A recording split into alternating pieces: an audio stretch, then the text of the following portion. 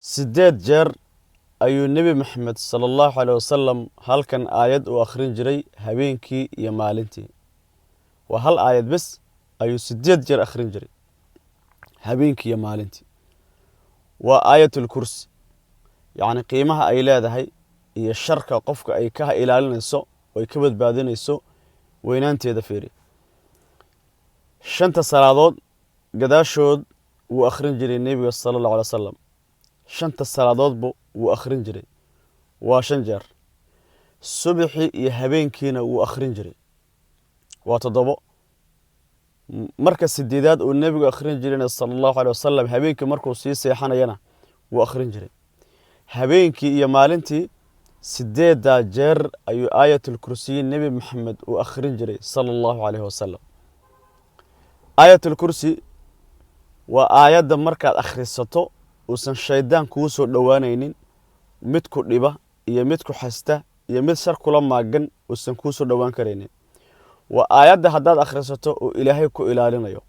waa aayadda mid kaste oo dhagar badan ilinta ka qubtay, mid kaste oo shar badan ama il ha noqdo ama sixir ama macna jin ha noqdo, noocu yahaybo shar oo dhan waa aayadda kaa ilaalinayso. waa aayadda marka aad akhrido 5 salaad walba gadaasheeda jannada bes waxaa kaa xigto intaad dhimanaysid. 5 salaadood haddaad gadaashooda akhriso waxaa kaa xigta jannada inaad gasho inta aad ka dhimanayso, sida uu sheegay nebi maxamed sala allahu calayhi wasalam. sidoo kale haddaad galabtii akhrido subaxdiina akhrido waa aayadda shar oo dhan uusan kuu soo dhowaanaynin.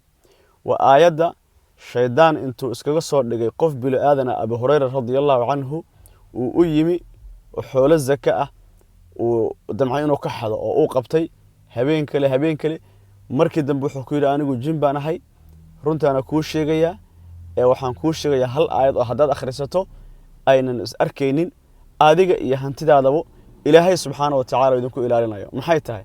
aayatul kursi. nebigu u sheegay, nebigana sala allahu alay wasalam wuxuu ku yidhi waa shaydaan.